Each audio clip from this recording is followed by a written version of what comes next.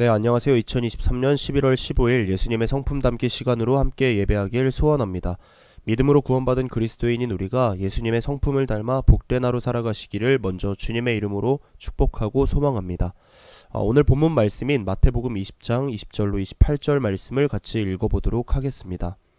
그때 세베대의 아들이 어머니가 그 아들들을 데리고 예수께 와서 절하며 무엇을 구하니 예수께서 이르시되 무엇을 원하느냐 이르되 나의 이 두 아들을 주의 나라에서 하나는 주의 우편에 하나는 주의 좌편에 앉게 명하소서.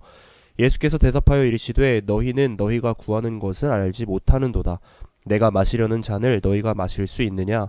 그들이 말하되 할 수 있나이다. 이르시되 너희가 과연 내 잔을 마시려니와 내 좌우편에 앉는 것은 내가 주는 것이 아니라 내 아버지께서 누구를 위하여 예비하셨든지 그들이 얻을 것이니라.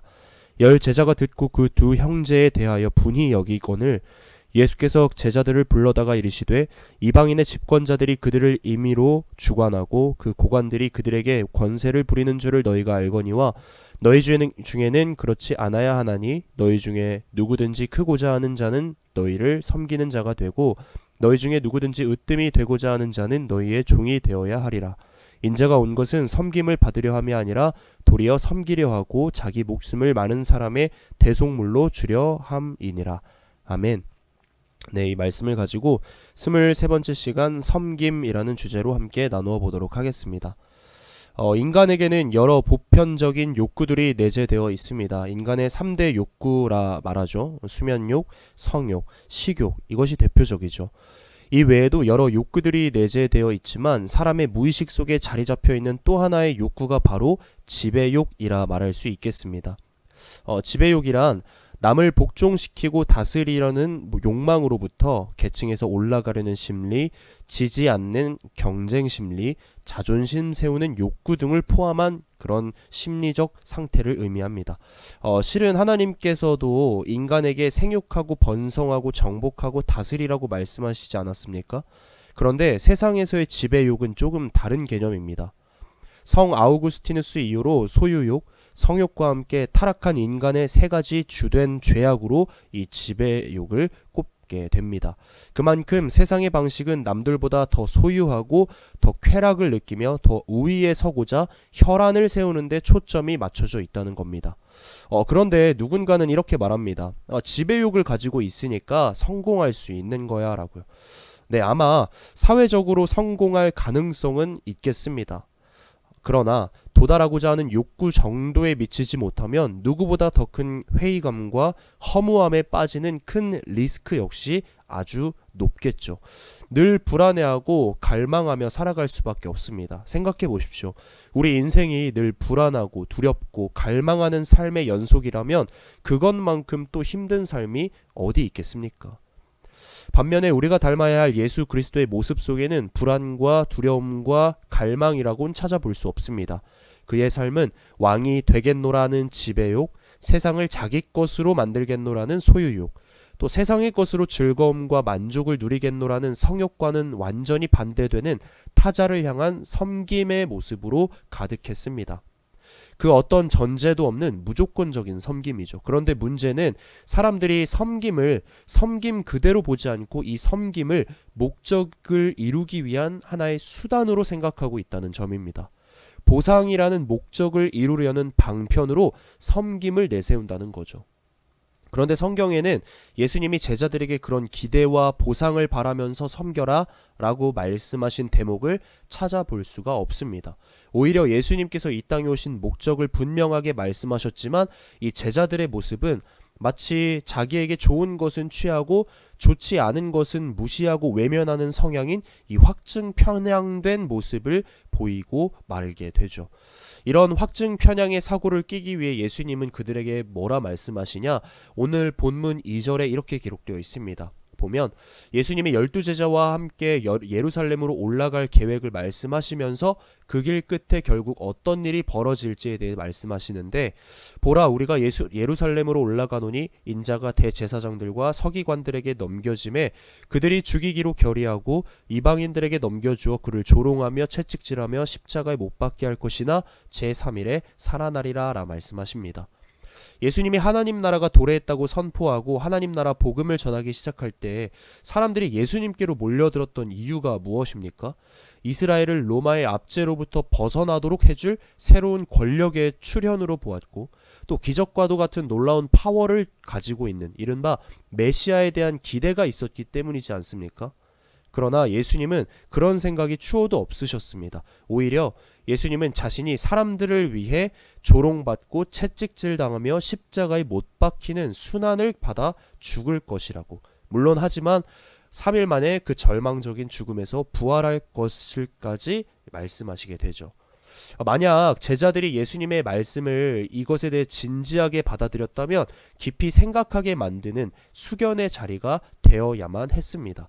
그러나 오늘 본문으로 이어지는 제자들의 모습을 보면 그들이 얼마나 영적으로 무지했음을 우리는 여실히 알 수가 있습니다. 이 문제는 곧 우리의 문제로도 귀결되기도 하고요. 우리는 오늘 말씀을 함께 나누면서 나 자신의 모습을 한번 되돌아볼 필요가 있다 말해도 될 것 같습니다. 오늘 본문을 보면 야고보와 요한의 어머니가 두 아들과 함께 예수님께 와서 절하며 구하게 되는 장면으로부터 시작됩니다. 자신의 두 아들을 주의 나라에서 예수님이 앉아 계시는 오른쪽과 왼쪽에 앉게 해달라고 아주 노골적으로 요구하게 되죠. 야고보와 요한의 어머니 이 살로메는 예수님의 어머니 마리아의 언니로 알려져 있습니다. 그래서 예수님과 사촌지간인 야고보와 요한이 특별한 대우를 기대했을 수도 있습니다. 학연, 지연만큼이나 중요한 것이 또 혈연이지 않습니까? 게다가 자기 아들 둘이 모두 예수님의 12제자 안에 속하니 얼마나 자랑스러웠겠습니까? 그런데 어머니까지 함께 동행해서 우편에 좌편에 앉게 해달라라 부탁한 걸 보면 혹 신경 쓰이는 사람이 있었는지도 모릅니다. 그는 어쩌면 야고보와 요한과 주를 이루는 제자였던 베드로 같습니다. 우리가 알다시피 베드로는 제자 중에서도 으뜸 가는 제자였습니다. 그래서 복음서에 보면 다볼산에서 예수님께서 이 거룩한 변모하실 때, 또 겟세마네 동산에서 기도하실 때 언제나 대변자로 나서는 모습을 보여줬으며, 신앙 고백 이후 예수님께로부터 청지기로 임명된 자에게 주어지는 천국 열쇠를 받아 어떤 특별한 권한을 부여받은 자가 바로 베드로이지 않습니까? 이런 상황에서 살로메는 특별히 예루살렘과 가까워지고 있는 이 시점에 하나님 나라에서 두 아들을 가장 높은 자리에 앉을 수 있도록 선수치게 됩니다. 혈연 관계이자 야고보와 요한 역시 베드로만큼이나 예수님의 애제자였기 때문에 예수님께서 거절하실 이유는 없다고 생각했을지도 모릅니다. 이에 예수님은 살로메의 두 아들 야고보와 요한에게 묻게 되죠.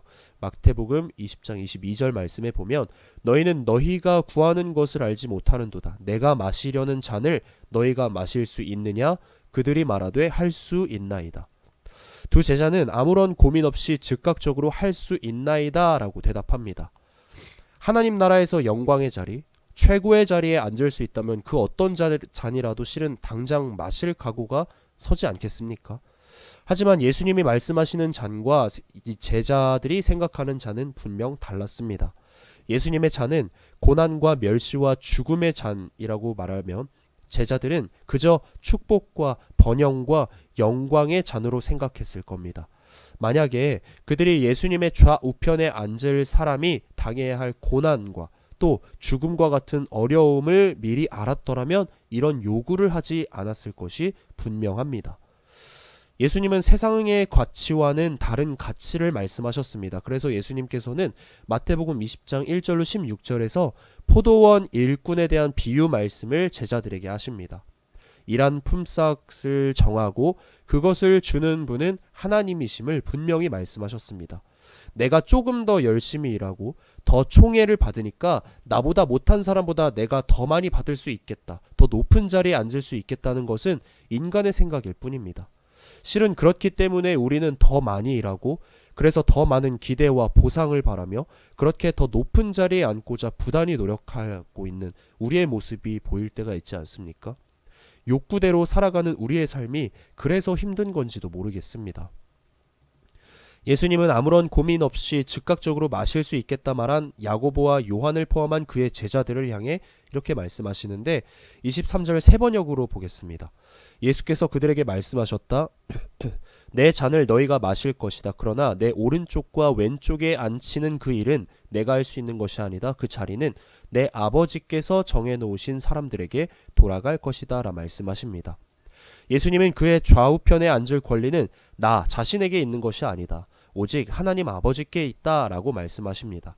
마태복음 24장 36절에 보면 그날과 그때는 아무도 모르나니 하늘의 천사들도 아들도 모르고 오직 아버지만 아시느니라 라고 말하면서 마태복음 25장 34절에 보면 그때의 임금이 그 오른편에 있는 자들에게 이르시되 내 아버지께 복받을 자들이여 나와 창세로부터 너희를 위하여 예비된 나라를 상속받으라 말씀하십니다. 복 받을 자, 다시 말해 하나님께 복을 받을 만큼 하나님의 뜻과 그분의 말씀에 순종하고 귀를 기울이는 자가 우편에 앉을 수 있다라는 것을 말씀해 주고 있는 것이지 않습니까? 그런데 야고보와 요한 이 두 사람을 지켜보고 있던 다른 제자들의 반응 역시 우리가 살펴볼 수 있습니다. 예수님의 좌우편을 독식하려고 했던 두 제자의 어머니를 향해 또 자신들보다 선수친 것에 대해 그들은 시기하고 질투하며 분노했습니다. 예수님의 마음을 아프게 했죠. 그래서 24절 세 번역에 보면 열 제자가 이것을 듣고 그 두 형제에게 분개하였다라 기록되어 있습니다. 그런 점에서 열 제자의 반응 역시 두 제자와 마찬가지로 하나님 나라를 모르는 영적 무지에서 비롯된 어리석은 행동이었다라고 우리가 말할 수가 있습니다.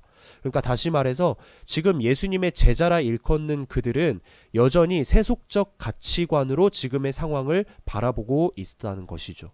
그러므로 예수님께서는 그 두 사람뿐만이 아니라 모든 제자를 함께 불러서 이 주제에 대해 더 깊은 가르침을 주시고자 25절과 같이 말씀하시는데 세 번역으로 보면 예수께서는 그들을 곁에 불러놓고 말씀하셨다. 너희가 아는 대로 민족들을 통치하는 사람들은 그들을 마구 내리누르고 고관들은 세도를 부린다 라고 말합니다. 세상 나라의 통치자들은 정치를 한답시고 사람들을 위에서 마구 내리누르고 군림하는 것을 일삼기 바쁩니다. 거기에는 그들의 지배욕, 명예욕, 소유욕, 무욕이 다 들어가 있습니다. 그들은 자신의 높은 권세가 유지되기만을 바랄 뿐이죠. 백성들은 안중에도 없는 저들의 모습은 예나 지금이나 실은 똑같지 않습니까? 지금 벌어지고 있는 러시아와 우크라이나 전쟁, 또 이스라엘과 하마스 전쟁, 또 여러 독재 국가에서 볼 수 있는 권력자들을 통해 사랑과 겸손, 섬김이 기본이 되는 하나님 나라의 통치 원리와는 너무도 멀리 있는, 그래서 많은 사람들이 고통받고 힘들어하는 것을 우리는 뉴스를 통해 간접적으로 매일같이 볼 수 있지 않습니까? 이런 일들이 벌어진 그 이유 중에 주된 것이 바로 다 권력을 쥐고 있는 자들에 의해 벌어진 일들이라는 것입니다. 이를 바로잡기 위해 예수님께서 세상의 집권자들을 예로 들으시면서 우리가 진정으로 지향해야 할 이 하나님 나라의 바른 질서를 26절로 27절에 말씀하시는데 이 역시 세 번역으로 보면 이렇습니다. 그러나 너희끼리는 그렇게 해서는 안 된다. 너희 사이에서 위대하게 되고자 하는 사람은 누구든지 너희를 섬기는 사람이 되어야 하고 너희 가운데서 으뜸이 되고자 하는 사람은 너희의 종이 되어야 한다라고 말씀하시죠. 26절에 섬기는 사람을 디아코노스 그리고 종을 둘로스로 표현하고 있습니다. 그런데 이 디아코노스의 어원은 봉사, 섬김이라는 뜻을 지닌 디아코니아가 되겠습니다. 우리 디아코니아 많이 들어보지 않았습니까? 교회의 5대 본질에 속하는 이 디아코니아는 예수님의 제자라면 곧 그리스도인이라면 높아지기를 원하고 통치하고 영광스러운 자리를 원하기보다 누군가를 위해 섬기고 봉사하는 자가 되어야 한다고 말씀해 주시는 겁니다. 또한 예수님은 우리의 주인 되시는 분은 오직 하나님 한 분이시니 우리는 늘 종의 마음인 겸손을 가지고 살아야 한다고 말씀하고 계신 겁니다. 다시 말해 예수님은 제자들에게 진정한 위대함과 존중은 권력을 행사하는 그런 높은 자리 이런 것에서 있지 않고 오히려 그들을 위해 봉사하고 섬기는 자가 얻을 수 있다라고 말씀하고 있는 것입니다. 그런데 섬김이 무엇을 획득하기 위한 이런 목적으로 비롯된다면 그 목적이 달성된 이후부터 섬김이 지속될 수 있을까요? 아마 멈추게 될 겁니다. 대표적으로 선거 공약이 있지 않습니까? 이전에는 실행시킬 것처럼 아주 호기롭게 약속하지만 목적, 그러니까 당선이 되자마자 내세웠던 공약을 뒤로하는 위선자의 모습들을 우리가 생각해 볼 수 있습니다.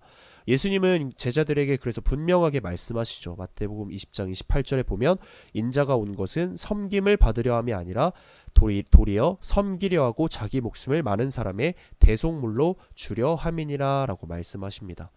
예수님께서 이 땅에 오신 목적에 대해 분명히 말씀하시죠. 예수님의 사역의 핵심은 십자가를 통한 섬김에 있었습니다. 섬김을 받으려 함이 아니라 자기 목숨까지 내어주심을 통해 섬기는 것이었습니다. 그 섬김을 통해 많은 사람이 구원받고 새 생명을 얻었습니다. 예수님은 모든 영광과 존귀를 마땅히 받으셔야 하지만 세상이 죄의 어둠 속에서 갈 길을 잃어버린 우리를 위해 자기에게 속한 모든 것들을 다 포기하시고 우리와 같은 종의 형체로 오셔서 자기 자신을 친히 내어주셨습니다. 그렇게 단번에 드려진 그의 대속의 섬김으로 우리는 더 이상 죄인이 아닌 의인의 삶을 살아갈 수 있는 힘을 얻게 되었지 않습니까? 우리는 그리스도인입니다. 우리가 예수님의 제자로서 그를 닮고 그의 길을 따라 걷고자 한다면 분명 이 섬김의 길을 우리가 알고 또 알면서 그치는 것이 아니라 몸소 삶으로 실천하는 따르는 삶을 살아야 합니다. 그분의 영광을 누리기 이전에 자기를 내어주는 그의 사랑과 섬김 그리고 고난을 그럼 먼저 질 수 있어야 하지 않겠습니까? 또 그런 고난이 우리에게 닥친다 하더라도 그런 것에 굴복하는 것이 아니라 예수 그리스도를 따라 우리가 십자가의 길을 걸어가는 것, 이것이 우리에게 큰 믿음의 결단으로 서야 되지 않겠습니까? 로마서 8장 17절에 보면 자녀이면 또한 상속자 곧 하나님의 상속자요 그리스도와 함께한 상속자니 우리가 그와 함께 영광을 받기 위하여 고난도 함께 받아야 할 것이니라 말합니다. 세상의 관점으로 보면 세베대의 아들들의 그러니까 야고보와 요한의 요청은 자연스럽고 용인될 수 있는 일이기에 충분합니다. 물론 이것은 명예, 지위, 영광, 또 부를 최고의 선으로 보는 타락한 인간의 왜곡된 시각을 반영하기도 하는 것이지만 실은 이것이 오늘의 세상을 지배하는 시각이지 않습니까? 반면에 하나님 나라는 앞서 본 세상을 지배하는 것들과는 완전히 정반대의 것으로만 정의 내릴 수가 있습니다. 이 방법은 이 세상과 인간의 본성에 있어 매우 낯선 것입니다. 쉽게 할래야 할 수 없는 것입니다. 그러나 이것이 예수님의 방법이고 따라서 제자들의 방법이 되어야 합니다. 그것이 무엇입니까? 바로 섬김입니다. 제자들은 보상을 최우선으로 염두에 두지 말아야 합니다. 보상이 결코 우리를 이끌어가는 힘이 되어주지 않기 때문입니다. 참 제자들이라면 주님이 보여주신 섬김과 순종으로 채워져야 합니다. 섬김의 삶은 자기중심적이고 이기적인 인간의 본성을 따라 은연중에 죄악의 길로 빠지도록 내버려 두지 않습니다. 섬김의 삶은 자기 희생적인 예수님의 성품을 닮아 다른 이들 역시 하나님께로부터 복받는 삶을 살아갈 수 있도록 우리 자신을 겸허히 내어줄 수 있도록 역사해 주십니다. 이것이 세상 사람들과 그리스도인의 차이입니다. 그리스도인이 가져야 할 성품의 모델은 감히 인간의 본성을 뛰어넘으시는 성부, 성자, 성령 하나님 되시기 때문이죠. 그러나 우리가 예수님의 성품을 닮는다고 해서 완전히 예수님을 닮아갈 수는 없습니다. 여전히 죄인이기 때문에요. 물론 신기한 능력, 신의 성품이란 표현이 플라톤과 아리스토텔레스가 즐겨 사용하던 초기 헬라의 종교 철학적 관용어이긴 하지만 그렇다고 해서 그들이 강조하고 있는 또 주장하고 있는 것처럼 인간 내면에 본래부터 신과 같은 거룩한 성품이 있어서 이것을 잘 개발하면 우리도 성인이 될 수 있고 거스르게 되면 악인이 된다는 이런 흑백 논리와 같은 사실을 시사하는 건 아닙니다. 우리가 예수님의 성품을 닮아가는 것은 예수 그리스도를 통해 구원받고 거듭나는 것에서 그치는 것이 아니라 그리스도와의 참된 연합과 성령님의 인도하심을 따라 하나님께서 거룩하시듯이 우리도 거룩하고 신실한 자가 되어가는 것, 이것이 우리가 성화라고 말하지 않습니까? 사랑하는 성도 여러분, 우리 함께 주님께서 친히 삶으로 보여주신 섬김의 삶을 본받아 하나님 나라의 백성 또 그리스도의 제자다움을 세워 나가시기를 축복하고 소망합니다. 여러 가지 또 갖가지 우리에게 고난과 어려움이 늘 도사리고 있지만 그럼에도 불구하고 예수님의 성품을 우리가 늘 기억하고 그 성품을 따라 사는 삶을 살아감으로써, 다시 말해 성화의 길을 끝까지 열심히 정진하며 나아가는 저와 여러분이 되어서 하나님 보시기에 기뻐 받으시는 그런 아름다운 성품을 소유한 자가 되어보는 것은 어떨까요? 그런 저와 여러분 되시기를 주님의 이름으로 축복하고 소망합니다. 기도하겠습니다. 사랑이 많으신 아버지 하나님, 오늘도 우리에게 말씀으로 다가오셔서 말씀으로 하나님의 은혜와 사랑을 깨달을 수 있게 하심에 깊은 감사를 드립니다. 죄인된 우리가 예수님의 성품을 닮아갈 수 있음은 오직 우리를 죄로부터 구원하신 예수 그리스도의 은혜와 하나님의 크신 사랑, 더불어 성령님의 인도하심 덕분임을 깨달았습니다. 이제 성화의 길을 걸어가는 우리 각자의 삶 속에서 내 이웃을 내 몸과 같이 사랑하여 예수 그리스도께서 몸소 보여주신 섬김의 모습을 보임으로써 세상에서 그리스도인이 얼마나 가치있고 아름다운 존재인지를 보여주는, 그래서 하나님께서 우리를 위하여 예비하신 나라에서 영원토록 찬양하며 살아갈 수 있는 복 받는 자가 될 수 있도록 늘 인도하여 주시옵소서. 오늘 말씀 잘 붙잡고 다가올 주일을 기뻐하며 기대하는 우리가 되기를 소망하며 감사드리며 우리 주 예수 그리스도의 이름으로 간절히 기도드립니다. 아멘.